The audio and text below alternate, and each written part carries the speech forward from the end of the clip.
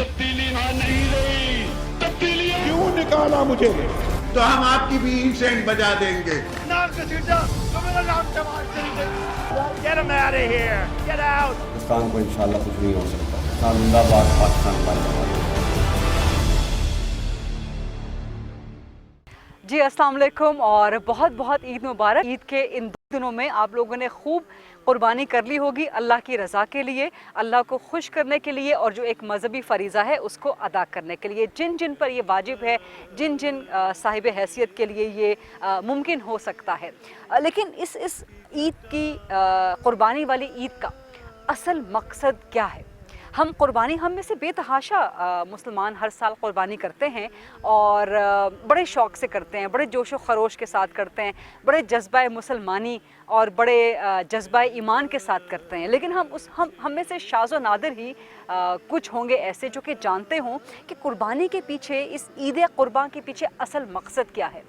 कहानियाँ तो हम लोग सुनते रहते हैं, इस्लामी रिवायात तो हम सुनते रहते हैं कि किस तरह से एक अल्लाह के प्यारे नबी को हुक्म हुआ और उस हुक्म की तामील में अपने ही बेटे को ज़िबह करने के लिए अल्लाह के हुजूर पेश कर दिया गया। अल्लाह को ये अदा इतनी पसंद आई कि ना सिर्फ अपने नबी की बल्कि उनके साहबजादे की जान बचाई, बल्कि एक मेंढा जन्नत से जो है वो भेज दिया गया। ये हम सब सुनते आ रहे हैं, बचपन से पढ़ते आ रहे हैं, ये हमारे ईमान का हिस्सा है। लेकिन इसके पीछे एक बहुत बड़ा मकसद है, एक बहुत बड़ा पैगाम है। वो पैगाम क्या है? क्योंकि हम देखते हैं कि हमारे यहाँ माशाअल्लाह जो साहिब हैसियत लोग हैं और जब वो कुर्बानी करते हैं तो कुर्बानी के जानवर का जो कुर्बानी के गोश्त का बड़ा हिस्सा होता है वो अपने फ्रिज में, अपने फ्रीज़र में स्टोर कर लिया जाता है। और जो गरीब गुरबा मसाकीन जिनके लिए हक़ है, जो पैगाम है, उसको हम लोग उस तरह से फॉलो नहीं करते। सो एक तो आज के इस प्रोग्राम का मकसद यही होगा कि ईद कुर्बान का जो असल मकसद है वो आवाम तक, तमाम मुसलमानों तक और गैर मुस्लिमों तक भी पहुंचाया जाए, ताकि उनको भी पता चले कि दीन इस्लाम असल में है क्या और कितनी मोहब्बत का और कितने अमन का दीन है, ताकि वो इसकी तरफ राग़िब हो सकें अगर उनकी अपनी नीयत हो और अपनी नीयत से बढ़ के अगर अल्लाह की तरफ से उनके लिए हिदायत हो। तो एक दफ़ा फिर आप सबको ईद मुबारक कहते हुए ईद की खुशियाँ ज़रूर मनाइए, लेकिन आप अपने साथ साथ जो साहिब हैसियत लोग हैं उनको याद रखिए। उनको याद कैसे रख सकते हैं? वही पैगाम आज के इस प्रोग्राम के ज़रिए हम आप तक पहुंचाने की कोशिश करेंगे। मैं इस वक्त इस्लामाबाद में मौजूद हूं, फैसल मस्जिद के बाहर, और मेरे साथ बड़ी काबिल एहतराम इंतहाई मोहतरम हस्तियां और शख्सियात मौजूद हैं, जिनके ना सिर्फ पाकिस्तान में बल्कि पाकिस्तान से बाहर इनके मोतक़िद हैं, इनके मानने वाले हैं, इनके जानने वाले हैं और इनसे रहनुमाई हासिल करते हैं। सबसे पहले मेरे साथ मौजूद हैं जनाब मुफ्ती हनीफ कुरैशी साहब। अस्सलाम वालेकुम और ईद मुबारक। उनके साथ तशरीफ़ फरमा हैं अल्लामा डॉक्टर ज़हीर अब्बास साहब। अस्सलाम वालेकुम और ईद मुबारक। वालेकुम अस्सलाम, आपको भी और सारे सामीन और नाजरीन को मेरी तरफ से दिल की अथा गहराइयों से ईद मुबारक। खैर मुबारक। और मेरे बाएं हाथ पर बैठे हैं मुफ्ती गुलजार अहमद नईमी साहब। अस्सलाम वालेकुम और आपको बहुत बहुत ईद मुबारक। और मेरे साथ मौजूद हैं जनाब अल्लामा अमीन शहीदी साहब। अस्सलाम वालेकुम और बहुत बहुत ईद मुबारक आपको। आपको मुबारक। बहुत खैर मुबारक। अल्लामा साहब, सबसे पहला सवाल मैं आपसे करना चाहूँगी। एक तो आप सब का बहुत बहुत शुक्रिया कि आप तशरीफ़ लाए हैं ईद के रोज़ अपनी फैमिली के मसरूफियात वगैरह में से वक्त निकाल के, क्योंकि मैं चाहती हूँ कि आवाम को आपके ज़रिए रहनुमाई हासिल हो दीनी मामलात के हवाले से। इस ईद कुर्बान का मकसद क्या है और क्या कुर्बानी करना फ़र्ज़ है, लाजिम है? कुर्बानी किए बग़ैर क्या आप इस ईद का मकसद, इस्लामी मकसद हासिल कर सकते हैं? बिस्मिल्लाहिर्रहमानिर्रहीम। देखिए, इस्लाम के जितने भी अहकाम हैं उन अहकाम के सिर्फ उसका एक रुख नहीं होता, बल्कि उसके पीछे बहुत बड़ी बड़ी हिकमतें होती हैं। ईद कुर्बान को हम सुन्नत इब्राहीमी की ईद कहते हैं। सुन्नत इब्राहीमी का मतलब क्या है? हज़रत इब्राहीम अलैहिस्सलाम ने अपने बेटे की कुर्बानी दी और उस कुर्बानी की जगह अल्लाह तबारक व तआला ने एक मेंढा भेज दिया और उसकी कुर्बानी हुई। उसकी सुन्नत गोया हम बजा ला रहे हैं। बेशक। लेकिन इसमें बुनियादी तौर पर जो फ़लसफ़ा है वो क्या है? वो उस मेंढे की कुर्बानी नहीं है, बल्कि हज़रत इब्राहीम अलैहिस्सलाम की मोहब्बतों की कुर्बानी है। जिस चीज़ से उनको दुनिया में सबसे ज़्यादा मोहब्बत थी, अपनी औलाद से बढ़ के तो किसी से मोहब्बत कुर्बान किया है। यानी अपने महबूब की कुर्बानी अल्लाह की रज़ा के लिए, गोया ये इंसान की ज़िंदगी का सबसे बड़ा हदफ भी है और सबसे बड़ी कुर्बानी भी है। लिहाजा कुर्बानी की ईद जब हम मनाते हैं तो उस वक्त हमें ये देखना चाहिए कि हमारी ज़िंदगी में इस्माइल कौन है, हमारी जिंदगी का इस्माइल क्या है। बहुत हो खूबसूरत सकता बात है है। पैसा हो सकता है हुब्बे ज़ात हो, अपनी शख्सियत की तारीफ हो सकता है लोगों के दरमियान महबूबियत कसब करना हो सकता है मनसब हो सकता है कोई और चीज़ हो।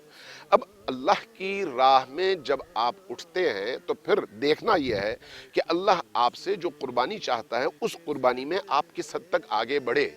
अब अल्लाह को जो इबादत दुनिया में सबसे ज़्यादा पसंद है फ़राइज़ की अदायगी के साथ, वो है खल्क़े खुदा की खिदमत। ये जो आप मेंढे की कुर्बानी करते हैं उसमें भी बुनियादी तौर पर खल्क़े खुदा को खिलाना है, अपना फ्रिज भरना नहीं है। लिहाजा अगर हम थोड़ा सा गौर कर लें इस पर तो इसको हम कहते हैं सुन्नत इब्राहिमी। सुन्नत इब्राहिमी का मतलब है फर्ज नहीं है, सुन्नत है। ये जो फर्ज है सिर्फ हुज्जाज पर है जो मिना में मौजूद है, उन पर फर्ज है हर सूरत में वो बकरा कुर्बान करें जो भी उनके पास जानवर है। और कुर्बानी के बगैर हज मुकम्मल नहीं होता। लेकिन जो लोग घरों में हैं उन पर ये सुन्नत है, अगर वो मुस्तती हैं कर सकते हैं तो ज़रूर करें, नहीं कर सकते तो कोई उन पर फ़र्ज़ नहीं है कि वो हर सूरत में करने के लिए अपनी हर चीज़ बेचें या फिर जो है अपनी तमाम तर साल की आमदनी को खर्च करने के बाद में फिर हाथ पर हाथ धर के बैठ जाएंगे अब तुम्हारे पास कुछ भी नहीं है। असल चीज़ ये है कि माशरे के अंदर आप ये जज्बा पैदा करें कि लोग एक दूसरे के लिए ईसार करें, एक दूसरे के लिए कुर्बानी दें, अपनी ख्वाहिश पर दूसरों की ख्वाहिश को तरजीह दें, खुद भूखे रहें दूसरों को खिलाएं, खुद न खाएं दूसरों को खिलाएं। कुर्बानी में भी जब आपसे कहा जाता है कि 3 हिस्से उसके बनाओ तो उन 3 हिस्सों में सबसे पहला हिस्सा उन गरीबों का करार दिया जाता है जिन तक साल भर में गोश्त नहीं पहुंचता। तो गोया आप वहां पर भी अपनी ख्वाहिश को एक तरफ रखते हैं, उनकी ख्वाहिश का एहतराम करते हैं जिन तक गोश्त नहीं पहुंचता। उसके बाद आप अपने रिश्तेदारों का ख्याल रखते हैं, उनको गोश्त पहुंचाते हैं। तीसरा हिस्सा फिर अपने घर वालों के लिए रखते हैं। लिहाजा इस कुर्बानी में बुनियादी तौर पर जानवर ज़बह करना पहली तरजीह नहीं है, अपनी ख्वाहिशात को ज़बह करना और अल्लाह की ख्वाहिश के मुताबिक अमल करना ये पहली तरजीह है। माशाअल्लाह, बहुत खूबसूरत बात है। मुफ्ती हनीफ कुरैशी साहब, आपसे रहनुमाई चाहूँगी। मैं खुद भी और करोड़ों मुसलमान जो कि आपको देख भी रहे हैं पाकिस्तान में, पाकिस्तान से बाहर बसने वाले, आपके नज़दीक ईद कुर्बान का फ़लसफ़ा क्या है? आप इसे किस तरह समझते हैं? जो कुर्बानी है, कुरान मजीद कुरान रशीद हमारी रहनुमाई फरमाता है कि ये कुर्बानी हर दौर में हर उम्मत में किसी न किसी अंदाज से रही है और अल्लाह ताला ने इसको कुरान में बयान किया है कि वले कुल्ले उम्मतिन जालना मनसका, हमने हर उम्मत के लिए मनसक रखा है, हमने कुर्बानी का सिलसिला रखा है। मेरी मालूमात के मुताबिक इस वक्त भी दुनिया में जितने भी मज़ाहिब हैं, चाहे वो आसमानी मज़ाहिब हों चाहे वो गैर आसमानी मज़ाहिब हों, हिंदू मत हो, ज़रतश्त हो, बुद्ध मत हो, जीन मत हो, जितने भी मज़ाहिब हैं कुर्बानी सब में मुश्तरक, उसमें कुर्बानी सब में मुश्तरक है। चाहे उनका अंदाज कोई हो, कहीं जानवर या उनके अकायद कुछ और हों, कहीं जानवरों की कुर्बानी है, कहीं किसी और अंदाज से, लेकिन कुर्बानी का कंसेप्ट जो है ना वो लाजमी तौर पर मौजूद है। ठीक, शहीदी साहब ने जैसे फरमाया है कि बुनियादी तौर पर तो अल्लाह ताला कुरान मजीद में फरमाता है कि लन यनाल अल्लाह लुहुमुहा वला दिमाउहा वलाकिन यनालहु तक़वा मिनकुम। अल्लाह ताला को ना ये जानवरों का गोश्त पहुँचता है और ना वो इसका खून पहुँचता है, बल्कि अल्लाह ताला की बारगाह में तुम्हारा तक़वा पहुँचता है। ये तक़वा क्या है? ये सबसे पहले इसका आगाज़ होता है कि आपकी हुस्न नीयत से, कि आप वो जो जानवर ज़िबा कर रहे हैं उसकी में आपकी नीयत क्या है। हमारे यहाँ ये है कि ये कुर्बानी मुकम्मल एहतराम के साथ वाजिब है। अगर कुर्बानी नहीं करेगा तो वो शख्स गुनहगार होगा। और फिर मैं यहाँ लफ्ज़ एक बोला गया फ़लसफ़ा, कि फ़लसफ़ा कुर्बानी क्या है। ये मैं बड़ी अहम चीज़ जो अर्ज़ कर दूँ कि हम मुसलमान हैं और मुसलमान तस्लीम से, तस्लीम का मतलब होता है अल्लाह और उसके रसूल के ऑर्डर्स के सामने वो अपने आप को हर वक्त, हर लहजा, हर लम्हा वो अपना सर झुकाए हुए होता है। इसके साइंसी पॉइंट ऑफ व्यू से इसका ये सिलसिला है, माशरती वाले से ये, तो उस हवाले से जब हम देखते हैं कुर्बानी का, तो सबसे पहले कुर्बानी में जानवर को ज़िबा किया जाता है। और यहाँ मैं भी ये भी वजाहत कर दूँ कि यहाँ शरीयत के मुकाबले में अक्ल का ढकोसला नहीं चलता। यानी शरीयत अगर कुछ कहती है हम कहें नहीं, शरीयत कहती है कि आपने नमाज में बाजू धोने, हाथ धोने, यहाँ तक हम कहें नहीं मैंने यहाँ तक धोने, कि मैंने यहाँ तक धोने नहीं। जहाँ अल्लाह और उसके रसूल ने जितना हुक्म दिए हम लाजिम है हम पर और हम उसके पाबंद हैं कि हम उस पर अमल करें।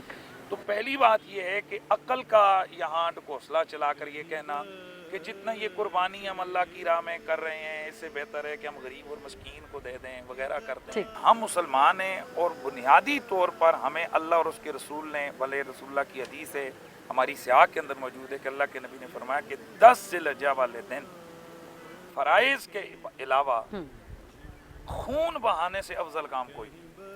یعنی خود اللہ اور اس کے رسول چاہتے ہیں کہ ہم جانور کا خون بہائیں, ہم اس کو ذبح کریں, اور اس کے اندر ہزار ہاں حکمتیں ہیں. مفتی گلزار نعیمی صاحب, آپ کے نزدیک بڑی خوبصورتی سے علامہ صاحب نے بھی اور مفتی حنیف قریشی صاحب نے بھی بیان کیا, آپ کے نزدیک اس عید قربان سے آپ کیا مقصد حاصل کرتے ہیں, آپ کو کیا سمجھ آتا ہے؟ قربانی کا جب ہم بات کرتے ہیں اور قربانی کا جب لفظ منہ سے نکلتا ہے تو اس میں انسان کے اندر کے جو جذبات ہیں دوسروں کے لیے اور ان کی قربانی اور ان جذبات کو جو ہے وہ ہم دوسروں کے لیے قربان کرنے کے لیے جو تیاری کرتے ہیں اور یہ کنسیپٹ کلیئر ہوتا ہے ہمارے ذہن میں, اس کو قرآن مجید میں بڑی ہی خوبصورت طریقے سے بیان کیا گیا ہے کہ دیکھیں ایک مسلمان کا وتیرہ کیا ہونا چاہیے, طریقہ کار کیا ہونا چاہیے کہ اس کو سیلفش نہیں ہونا چاہیے. وہ جب بھی جو ہے نا وہ اپنے اوپر کوئی چیز خرچ کرے تو پھر دیکھے کہ میرے اراؤنڈ میں کتنے لوگ ہیں جو میری طرح کی ہی زندگی گزارنا چاہتے ہیں اور اس طرح جو ہے وہ لینا چاہتے ہیں. ہمارے قرآن مجید فرقان حمید میں جو ایک ٹرینڈ ہمیں دیا گیا ہے وہ ہے وَيُؤْثِرُونَ عَلَىٰ أَنفُسِهِمْ وَلَوْ كَانَ بِهِمْ خَصَاصَةٌ, کہ وہ دوسروں کو ترجیح دیتے ہیں اپنے اوپر اگرچہ وہ خود ضرورت مند ہوتے ہیں. یعنی ایک بڑا میکسیمم لیول ہے قربانی کا جو ہمیں قرآن مجید ہمیں عطا فرماتا ہے. قربانی کا مقصد جو ہے وہ یہ نہیں ہے کہ آپ اپنے آپ کو کنگال کر دیں. اسی لیے ہمارے فقہا نے یہی کچھ کہا ہے کہ آپ اگر صاحب نصاب ہیں تو آپ پر قربانی واجب ہے, اگر آپ صاحب نصاب نہیں ہیں تو آپ پر قربانی جو ہے وہ واجب نہیں ہے.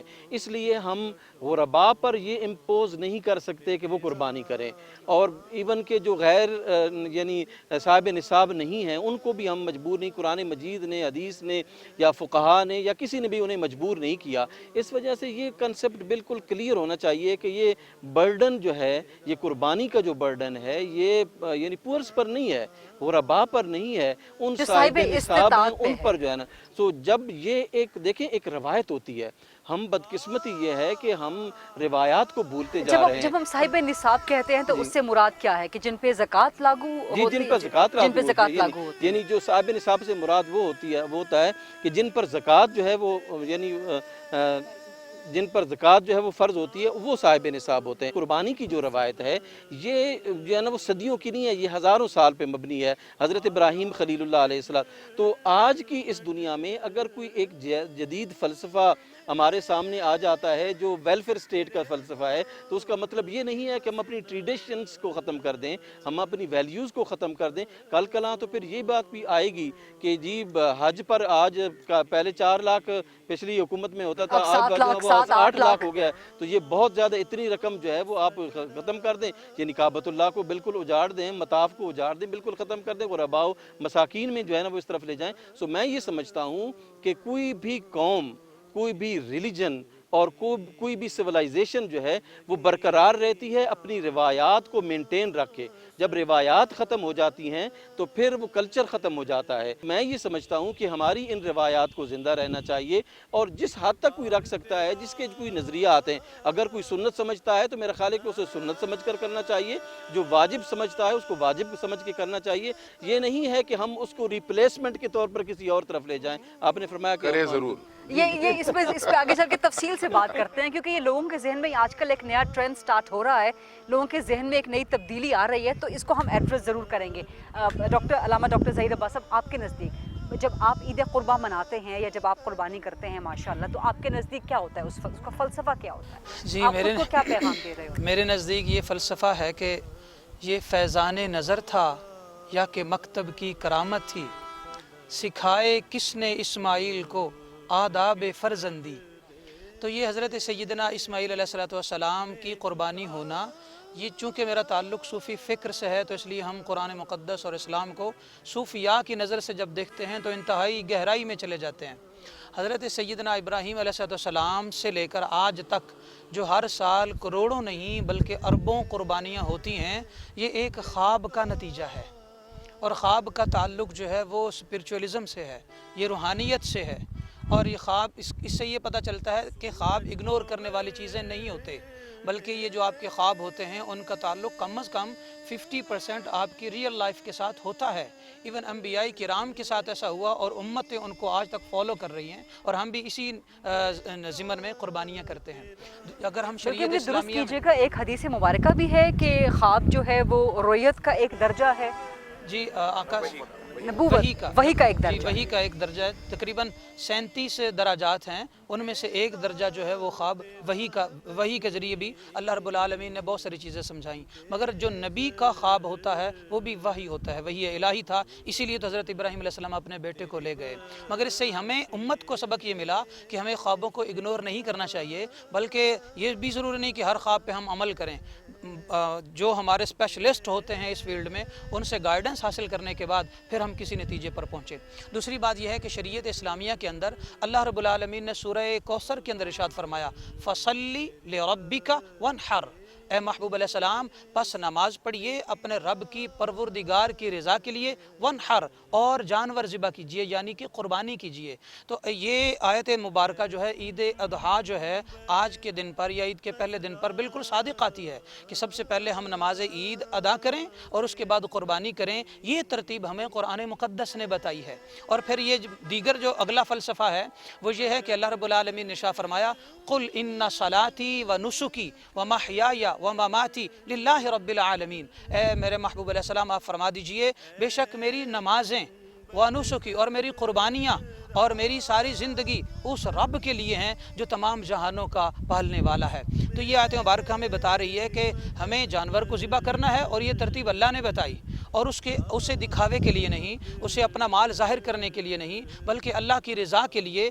اللہ تعالیٰ نے جو ہمیں مال عطا فرمایا ہے اس مال میں سے وہ سارے کا سارا ہمارا حصہ نہیں ہے، بلکہ اس میں سے کچھ ایسا ہے جس کو آپ 2.5% کہہ سکتے ہیں، جس پر زکوٰۃ واجب ہوتی ہے، جو صاحب نصاب آپ ہوتے ہیں۔ اگر ہم 2022 کو دیکھیں تو اگر کسی مسلمان کے پاس 93,000 روپے ہیں موجود اس کے اکاؤنٹ میں، اس کے پاس ہے، تو وہ صاحب نصاب ہے، کیونکہ 52.5 تولے چاندی کا نصاب جو ہے فقہ حنفی کے مطابق جو ہے ہمیشہ لاگو ہوتا ہے۔ تو جس کے پاس 93,000 ہیں وہ صاحب نصاب ہے، اس پر قربانی واجب ہے۔ جو اس سے نیچے درجے کا ہے یا اس کے پاس اتنے پیسے نہیں ہیں وہ بالکل بھی قربانی نہ کرے، بلکہ صاحب نصاب لوگوں سے لے کر کھائے، اور یہ اس کے لیے فضیلت کی بات ہے۔ تو فلسفہ یہ ہے کہ اللہ کی رضا کے لیے جو مال اللہ نے دیا، اس اللہ کے دیے ہوئے مال میں سے اللہ کی رضا کے لیے اللہ کے بندوں پر، اللہ کی مخلوق پر جانور ذبح کر کے ہم یہ بتانا چاہتے ہیں اے دو جہانوں کے رب، ہمارا جینا مرنا، مال دولت پیسہ سب کچھ تیرے لیے ہے، تو چاہے تو ابھی لے لے، اور تو چاہے کہ تیرے دین پر، تیری انسانیت پر، تیرے ملک پر، تیرے اسلام کے لیے خرچ کرنا ہے تو ہم بے دریغ خرچ کریں گے، اور اگر شوق سے خرچ کریں تو جتنا زیادہ شوق سے خرچ کریں گے اتنا اجر زیادہ ملے گا، حتیٰ کہ جانور کے ہر بال کے بدلے گناہ معاف ہوں گے، ہر بال کے بدلے درجات بلند ہوں گے، ہر بال کے بدلے نامہ اعمال میں نیکیاں لکھی جائیں گی، اور جانور ذبح کرتے وقت پہلا قطرہ خون زمین پر گرنے سے پہلے جو قربانی کرنے والا ہے اس کی آسمانی آفتیں، زمینی آفتیں، گھریلو بیرونی روحانی جسمانی بیماریاں، مالی رشتوں کے معاملات میں پریشانیاں، گھریلو لڑائیاں جھگڑے، سب اللہ تعالیٰ خون کے ساتھ بہا دیتا ہے۔ تو ایک جانور آپ ذبح کرتے ہیں اس کے ساتھ ساری بلائیں ذبح ہو جاتی ہیں۔ تو کتنا خوبصورت ہے یہ فلسفہ۔ سبحان اللہ، بہت خوبصورت۔ اور آپ چاروں کی باتیں سن کے معاملہ ایک ہے، روایت ایک ہے، حکم ایک ہے، لیکن ماشاءاللہ اس کا فلسفہ ہر مسلمان کی سمجھ کے مطابق بڑا خوبصورت سامنے آ رہا ہے۔ پروگرام جاری ہے اور بہت خوبصورت گفتگو، بڑی خوبصورت رہنمائی ہم سب کی ہو رہی ہے، لیکن عید کے اس پروگرام میں ایک چھوٹی سی بریک کا وقت ہوا۔ Let's take a short quick break, واپس آتے ہیں، گفتگو کا سلسلہ وہیں سے جوڑتے ہیں۔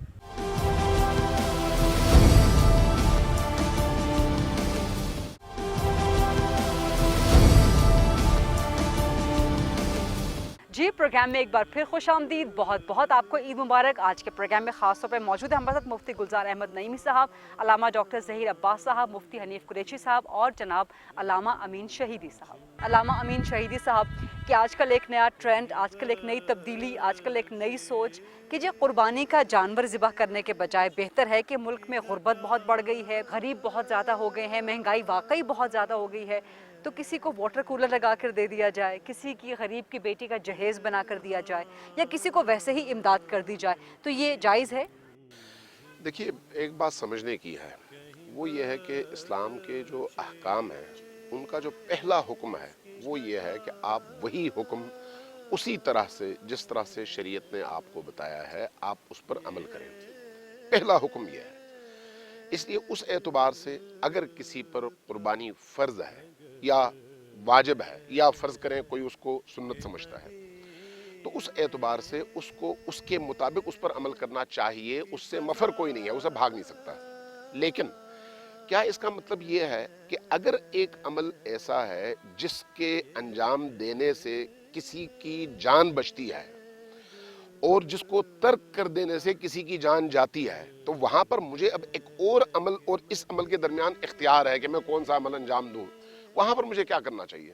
تو وہاں پر ہمارے عرفاء بھی, صوفیاء بھی, فقہا بھی پہلی جو بات کرتے ہیں وہ یہ کہتے ہیں کہ کسی انسان کی جان بچانا باقی اعمال سے زیادہ افضل ہے. پہلے جان بچاؤ, اس کے بعد باقی اعمال اور عبادتیں انجام دو. انفرادی عبادتوں کا اپنا فلسفہ اور اپنی حکمتیں ہیں, اجتماعی اعمال کی اپنی حکمتیں اور اپنے فلسفے ہیں. کوئی عمل دوسرے عمل کی جگہ نہیں لے سکتا, دونوں کے درمیان ٹکراؤ بھی نہیں ہے. اس لیے اگر کوئی یہ سمجھتا ہے کہ قربانی نہ کر کے وہ کسی غریب کی مدد کرے تو وہ بہتر ہے, اگر وہ کر سکتا ہے تو دونوں کام کرے, شریعت نے منع تو نہیں کیا.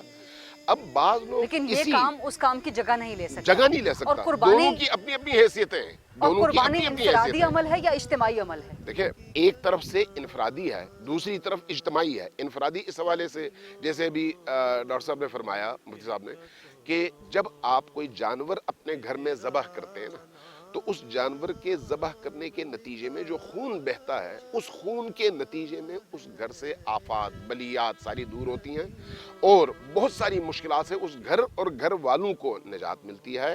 اس طرح کی حکمتیں اس کے اندر موجود ہیں, یہ ان کا انفرادی عمل ہے. لیکن جب آپ اس کے اجتماعی اثرات کو دیکھیں گے جن کا تعلق عام معاشرے کے غریب طبقات کے ساتھ ہے, عام معاشرے میں بزنس اور تجارت کے اس سرکل کے ساتھ ہے, تو وہ اس لحاظ سے اجتماعی عمل بن جاتا ہے. لہٰذا کوئی بھی عمل اس طرح کا جو ہے اس کو ایک پہلو سے نہیں دیکھنا چاہیے.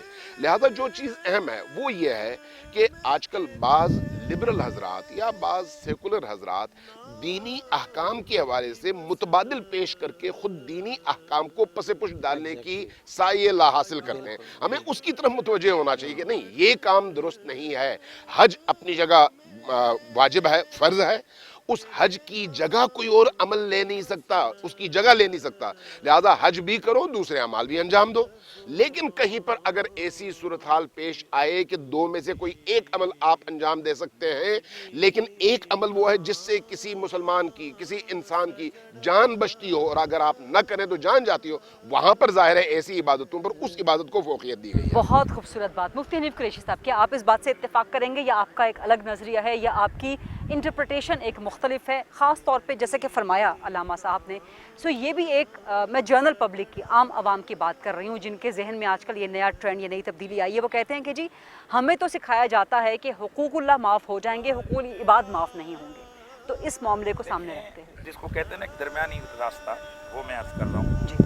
ایک شخص ہے, اس کے گاؤں کے اندر غرباء اور مساکین کی کثرت ہے جی, اور اگر وہ ایک بڑا جانور اس لیے ذبح کر رہا ہے کہ میں ان سارے لوگوں تک گوشت پہنچاؤں, تو کیا اس نیت سے اللہ تعالیٰ اس کو تھوڑا ثواب عطا فرمائے گا؟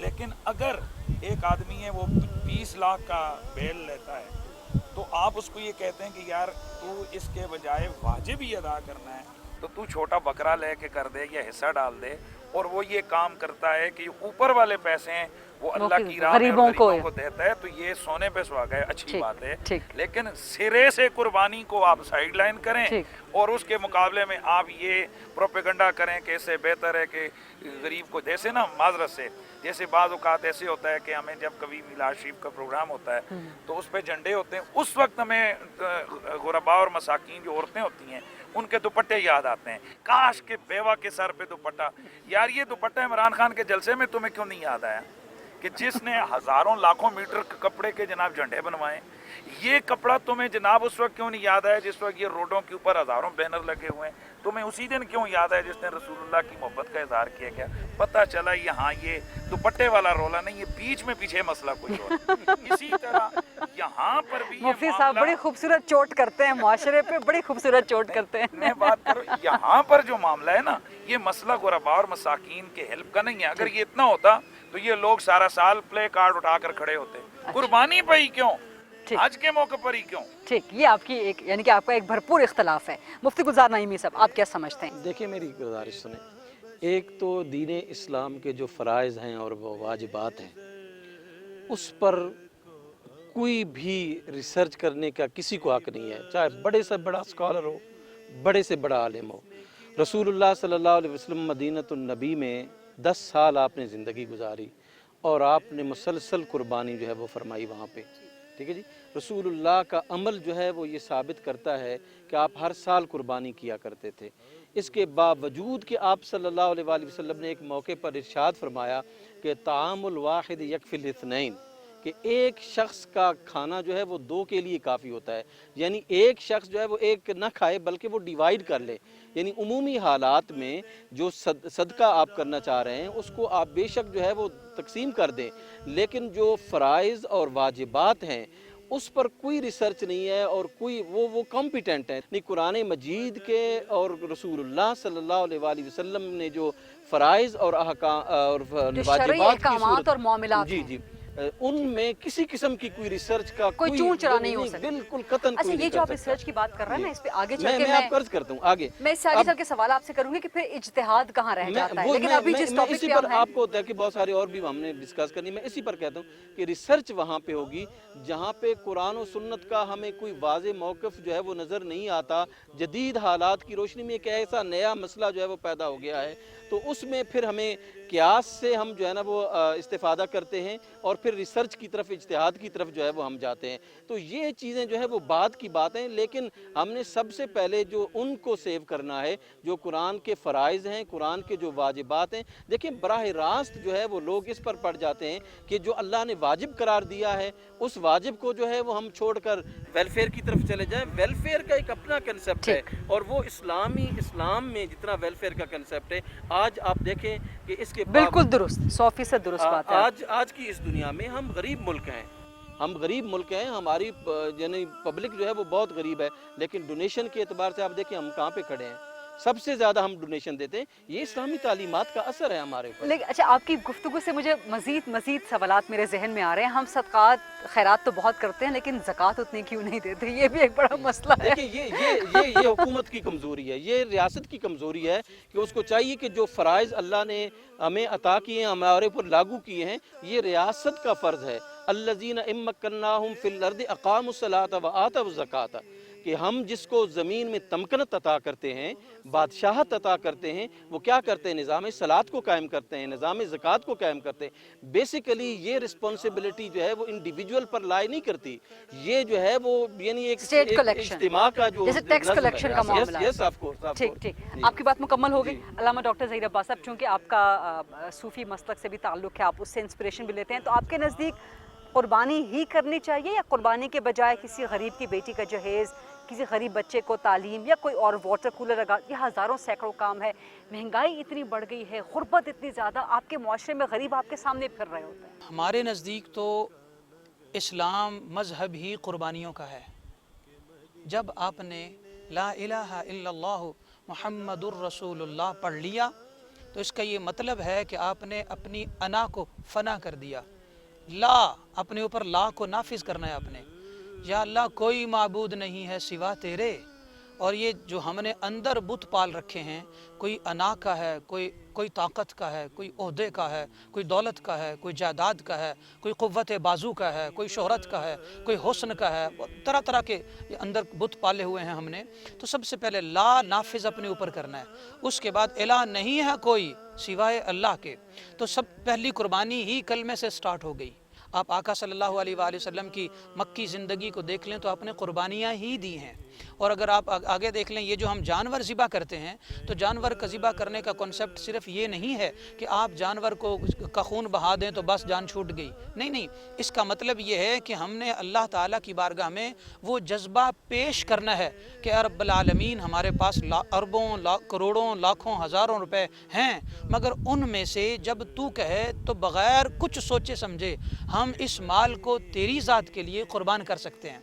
مگر یہ قربانی کا یہ کنسپٹ یہاں تک ہی نہیں رہتا۔ فار ایگزامپل اگر آپ ایک بچے کو برتھ ڈے کروا رہے ہیں تو برتھ ڈے میں وہ کیک لے گا، وہ بہت سارے گفٹس لے گا اور بہت سارا سین ہوگا، مگر اسلام پتہ کیا کہتا ہے کہ آپ برتھ ڈے کیسے مناؤ؟ قربانی دے کر مناؤ۔ آپ اپنے برتھ ڈے کے موقع پر جو آپ کی خوشی کا موقع ہے، آپ بجائے اس کے کہ لوگوں سے گفٹس سمیٹنے کا کنسپٹ پیدا کرو، بلکہ پیرنٹس پر یہ لازم ہے کہ بچے کو بہت سارے گفٹس دیں تاکہ اور ذہنوں میں رکھیں کہ فلاں غریب ہے، فلاں رشتہ دار ہے، فلاں کو یہ دینا ہے، فلاں کے پاس یہ کمی ہے، تو اپنے اس بچے کے خوشی کے دن کے موقع پر اس کے ہاتھوں سے اسے دلوائے۔ اگر یہ نہ کر سکیں تو کم از کم ایک دیگ بنوا کر، چاولوں کی ہو یا کوئی بھی، تو وہ ڈال کر بہت ساری یوں کہہ لیں کہ پیکٹس میں، تو وہ بچے سے تقسیم کروا دے۔ یہ قربانی کرنے کا، خرچ کرنے کا، اپنی پاکٹ سے نکالنے کا، دوسروں کی مدد کرنے کا یہ کنسپٹ اسلام نے دیا ہے۔ چھوٹی عمر میں ہی اس کی یہ آپ تربیت کریں۔ تو اس تربیت کا اثر آقا صلی اللہ علیہ وسلم نے اپنی ازواج، اولاد اور اصحاب میں پیدا کیا۔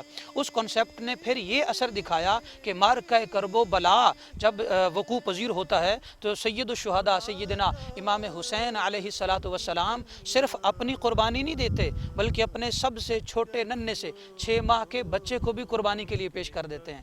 تو اللہ تعالیٰ دیکھنا یہ چاہتا ہے کہ تو جانور قربان کرتا ہے کہ نہیں، اور اگر تو جانور قربان کر سکتا ہے تو پھر اگر تیرے سے تیری اولاد کی، ایون تیری جان کی قربانی میری رضا کے لیے اور اسلام کی سربلندی کے لیے مانگی جائے گی تو کیا تو دینے کے قابل ہوگا یا نہیں؟ تو یہ جذبہ قربانی وہ ہے جو ہمیں اپنا سب کچھ اللہ کی رضا کے لیے خرچ کرنے کا جذبہ پیدا کرتا ہے۔ بہت خوبصورت گفتگو، بڑی خوبصورت رہنمائی ہم سب کی ہو رہی ہے، لیکن عید کے اس پروگرام میں ایک چھوٹی سی بریک کا وقت ہوا۔ Let's take a short quick break, واپس آتے ہیں، گفتگو کا سلسلہ وہیں سے جوڑتے ہیں۔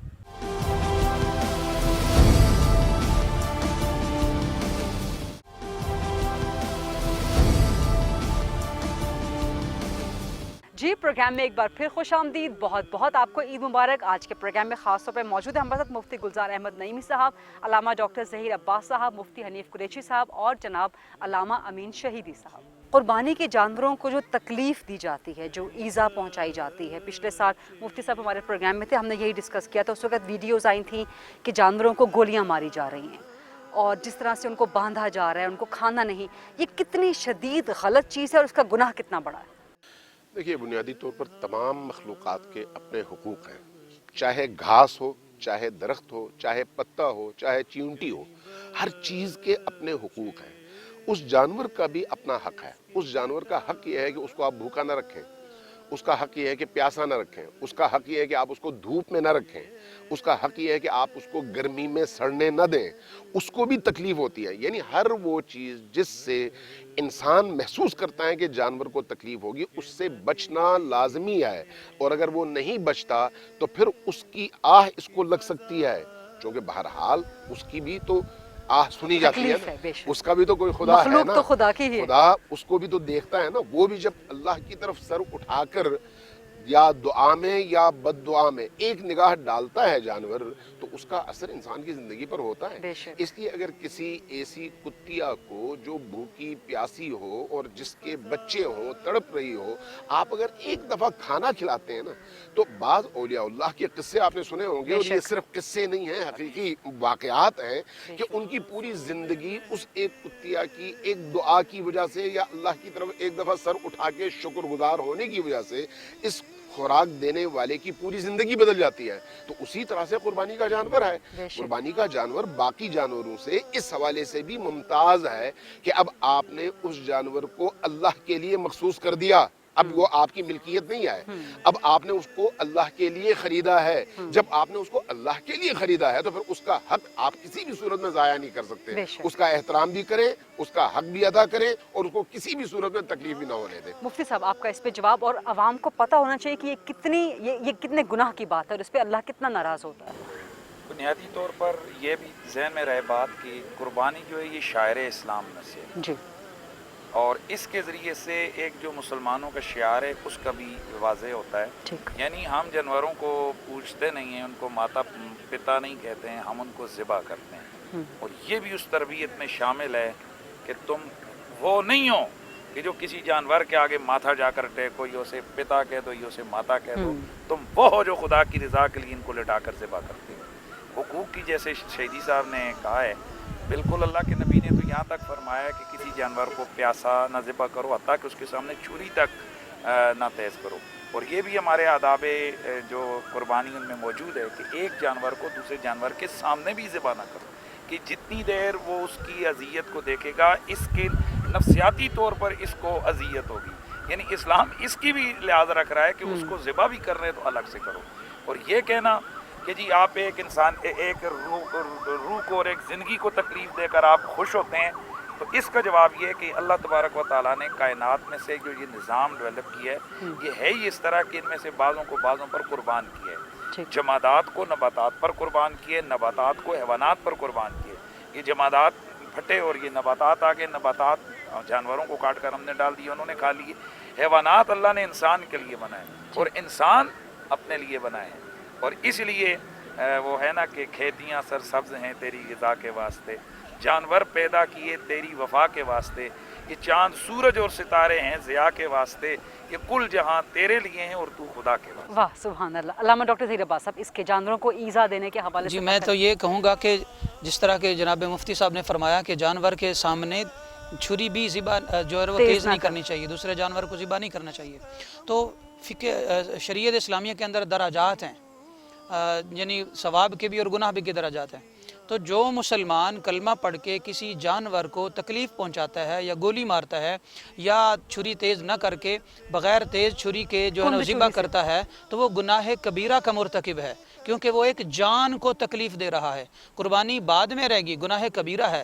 جس طرح کے دیگر بڑے جرم ہیں اسلام کے اندر اور ان کی اسی طرح سزائیں ہیں, اسی طرح کسی جانور کو یوں تکلیف دینا جہالت کی وجہ سے یا پھر رواجن یا کسی بھی وجہ سے تو یہ گناہ ہے. ایک بات. دوسری بات یہ ہے کہ آقا صلی اللہ تعالیٰ علیہ وآلہ وسلم نے باقاعدہ طور پر ارشاد فرمایا بہت ساری احادیث کی روشنی میں کہ جانور کی جو فیلنگز ہیں ان کا بھی احساس کرنے کا اسلام نے حکم دیا ہے. تو جو اسلام جانور کے جذبات کا بھی لحاظ کر رہا ہے تو وہ جانور کی جان کا جو ہے وہ کس قدر احساس کرتا ہوگا. اور اگر یہ رہا کہ ایک جان ذبح کر رہے ہیں اور ہم اس جانور کو ذبح کیوں کریں, اس کے اوپر چھری چل رہی ہے, تو پھر اگر ایسی بات ہے تو پھر تو ہر چیز میں زندگی ہے, تو پھر ہر چیز کے لیے ہم کیوں سب کچھ کرتے ہیں. آقا صلی اللہ تعالیٰ علیہ وآلہ وسلم کی بارگاہ میں سیدنا عمر بن خطاب رضی اللہ تعالیٰ عنہ نے پوچھا یا رسول اللہ نماز قصر ہم کیوں پڑھیں؟ وجہ یہ ہے کہ ہم تو آرام میں ہیں اور ہم بے شک سفر میں ہیں. تو آقا علیہ السلام شاہ فرمایا جو اللہ تعالیٰ نے آپ کو تحفہ دیا ہے کہ اگر آپ قصر کے سفر میں ہیں اور نماز آپ قصر نہیں کر رہے تو آپ اللہ تعالیٰ کی رخصت کو قبول کیوں نہیں کرتے؟ تو اللہ تعالیٰ کی جو رخصت ہے وہ اسے قبول کیا جائے, اور جو جانور ہے اس پر رحم اس صورت میں کرنا چاہیے, اسے بھوکا نہ رکھو, اسے دھوپ پہ نہ باندھو, اس پر ظلم نہ کرو, اس کے لیے چھری تیز کرو اور اس کو بالکل اس طرح کی اذیت نہ پہنچاؤ جس کی وجہ سے ایک جان کو تکلیف جو ہے نا وہ شمار ہو.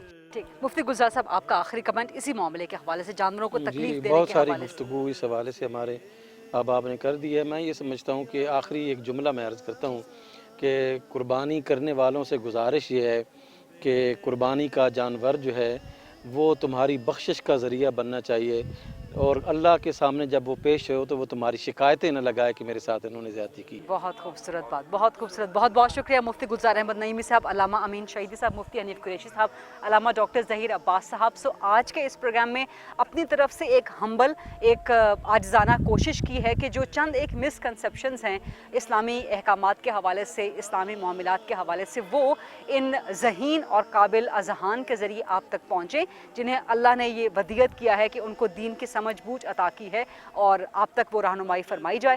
سو یہ آپ تک رہنمائی پہنچی. ایک بار پھر آپ سب کو بہت بہت عید مبارک, اور میری آپ سے انشاءاللہ ملاقات ہوگی اگلے پروگرام میں. اللہ حافظ.